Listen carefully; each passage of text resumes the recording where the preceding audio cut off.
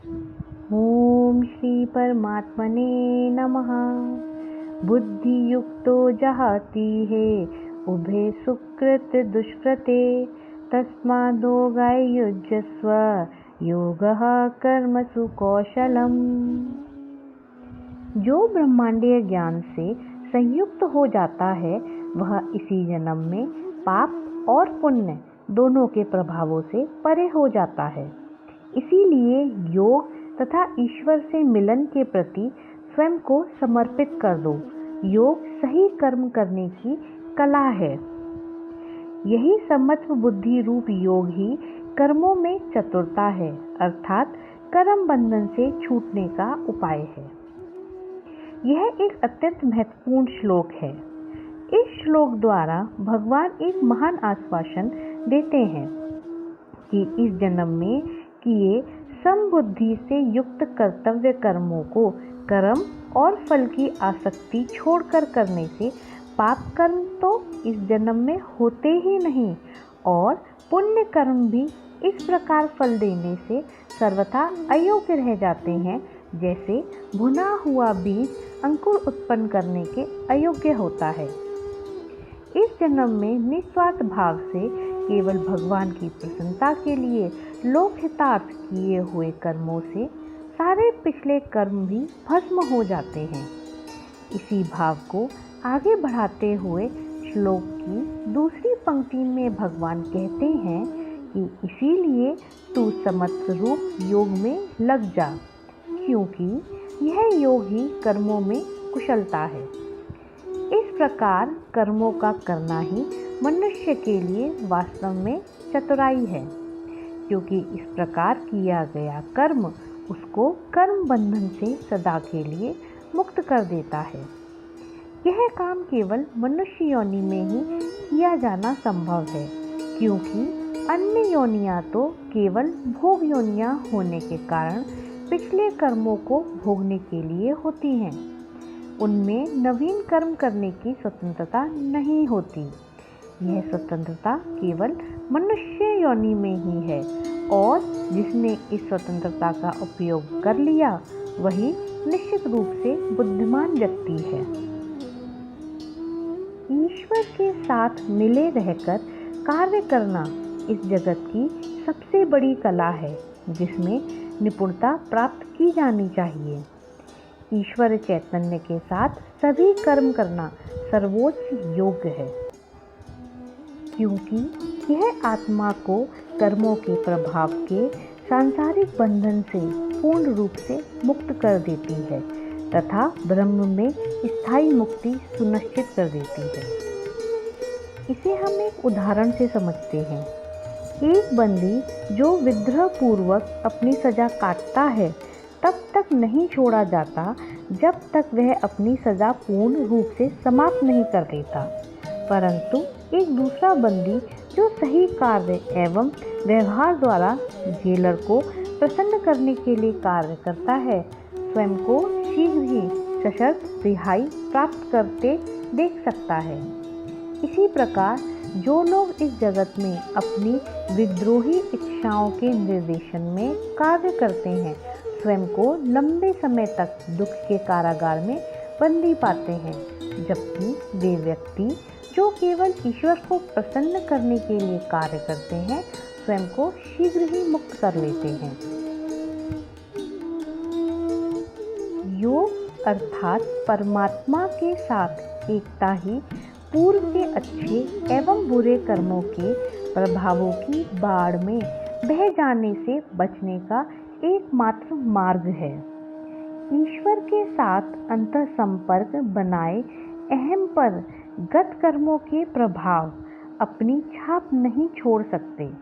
इस प्रकार योग को पूर्व कर्मों द्वारा आत्मा को ग्रसित करने से रोकने की कला को ही योग कहा गया है। जो आत्मा ईश्वर के साथ मिल जाती है वह ईश्वर बन जाती है। ऐसी आत्मा स्वतः ही अपने पिछले जन्मों के पूर्व कर्मों के सभी प्रभावों को त्याग देती है। कर्म बंधन से छूटने का क्या फल होगा, यह बताते हुए श्री कृष्ण कहते हैं, कर्मजा बुद्धियुक्ता हि फलं तत्त्वमनीषिणः जन्म बंधन विनिर्मुक्ताः पदं गच्छन्त्यनामयम्। जिन्होंने अपने मन पर नियंत्रण कर लिया है वे अनंत ज्ञान में तल्लीन हो जाते हैं। उनकी किसी भी कर्म फल में और कोई रुचि नहीं रह जाती। इस प्रकार पुनर्जन्म के बंधन से मुक्त होकर वे दुख रहित अवस्था को प्राप्त करते हैं। ईश्वर से मन का अंतर संपर्क बनाकर इच्छा रहित और भावनाओं से अशुद्ध विवेक के साथ सत्कर्म को करने का पुरस्कार पुनर्जन्मों के बंधनों से मुक्ति है, सब प्रकार की दुखकारी बुराइयों से मुक्ति। मनुष्य के लिए ईश्वर की योजना का उद्देश्य पुनर्जन्म की अंतहीन श्रृंखला नहीं है। दिव्य योजना मनुष्य को अनगिनत अवसर प्रदान करने की है, जिससे वह अपने स्वतंत्र चुनाव और विवेक का उपयोग करके शरीर और आत्मा के बीच अंतर कर सके तथा ब्रह्म के साथ अपनी वास्तविक एकरूपता को पुनः प्राप्त करके विषयासक्ति के दयनीय जीवन का त्याग कर सके। जैसे ही मनुष्य अपने अस्तित्व के वास्तविक उद्देश्य को खोज लेता है, उसने मोक्ष की ओर पहला कदम उठा लिया है। वह समझ लेता है कि वह बार बार जन्म लेने के लिए विवश नहीं है। इसी एक जीवन में सभी कार्यों को ईश्वर की चेतना के साथ करके वह अंतिम मुक्ति प्राप्त कर सकता है। जब मनुष्य इस जानकारी से अपने को युक्त कर लेता है, यानी जब वह इस सच्चाई को जान जाता है, तब वह मनीषी अर्थात मननशील कहलाता है। ऐसा मनीषी व्यक्ति समत्व बुद्धि से युक्त होकर कर्मों से प्राप्त होने वाली उपलब्धियों को भगवान के चरणों में इस प्रकार चढ़ा देता है, जैसे मंदिर में पूजन करने वाला व्यक्ति भावपूर्वक फूलों को भगवान के चरणों में चढ़ाता है। इस प्रकार कर्मों को भगवान के अर्पण कर देने से मनुष्य जन्म मरण रूपी बंधन से मुक्त हो जाता है। इतना ही नहीं, वह उस परम पद को प्राप्त हो जाता है जहाँ किसी प्रकार के राग, द्वेष, हर्ष, शोक इत्यादि की छाया भी नहीं है। उस पद को प्राप्त होने पर मनुष्य अपने जीवन काल में ही संसार के सारे काम करते हुए भी अत्यंत आनंद से पूर्ण रहता है और बड़े से बड़ा दुख भी उसको उस स्थिति से चलायमान नहीं कर सकता। जब इस शरीर के रहते हुए भी यह स्थिति प्राप्त हो जाती है, तो शरीर के अंत होने पर तो पुनः ऐसे व्यक्ति के जन्म मरण के चक्र से पड़ने का कोई सवाल ही नहीं उठता। यदा ते मोह कलिलं बुद्धिर्व्यतितरिष्यति तदा गन्तासि निर्वेदं श्रोतव्यस्य श्रुतस्य च।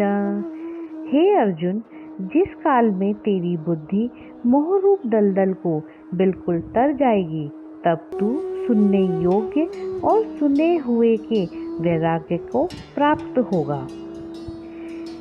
जब बुद्धि मोह के कारण ढक जाती है, तब उसकी क्रियाशीलता इस प्रकार असंभव हो जाती है जैसे दलदल में फंसे व्यक्ति का उससे निकलना।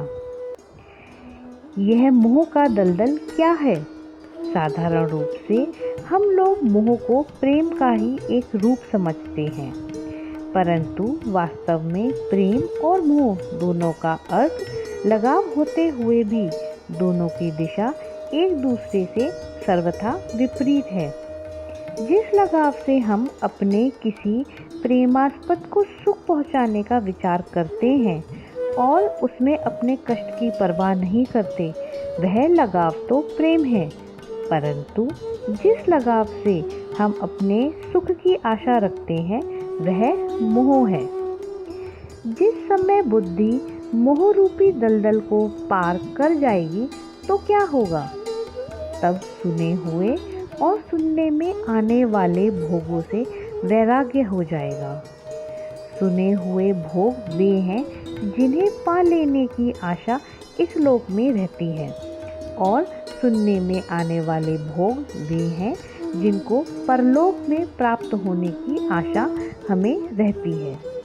इन सभी भोगों से वैराग्य होने का तात्पर्य यह है कि अपने आप जो कुछ भी सुख अथवा दुख के निमित्त यदि प्राप्त हो जाए तो उसको हम केवल कर्तव्य बुद्धि से ग्रहण करें। इस अवस्था में नित्य स्थित होना कैसा होता है, यह बताते हुए भगवान कहते हैं, श्रुति विप्रतिपन्ना ते यदा स्थास्यति निश्चला समाधावचला बुद्धिः तदा योगम वाप्स्यसि। जब अनेक प्रकार के सिद्धांतों से विचलित हुई तेरी बुद्धि परमात्मा के स्वरूप में अचल और स्थिर हो जाएगी, तब तू समत्व रूप योग को प्राप्त होगा। लोक और परलोक के सुखों के चिंतन करने से बहुधा मनुष्य धन, संपत्ति, ऐश्वर्य, प्रसिद्धि आदि को सोचता हुआ बड़ा भ्रमित हो जाता है। उसकी बुद्धि कोई एक बात निश्चित नहीं कर पाती। इस श्लोक में भगवान कहते हैं कि इस प्रकार से विचलित हुई तेरी बुद्धि जब एक निश्चल, परम, आनंदपूर्ण और नित्य वस्तु परमात्मा में ठहर जाएगी, तभी तू मोक्ष को प्राप्त हो जाएगा, अर्थात फिर तेरा परमात्मा से किसी प्रकार बिछुड़ना नहीं होगा। यह योग की चरम अवस्था है। इस अंतिम एकत्व को प्राप्त कर लेने पर भक्त पुनः कभी गिर नहीं सकता। अब उसे पुनः कभी भी ईश्वर से पृथक होने की आवश्यकता नहीं होती। जय गुरुदेव, जय परमात्मा।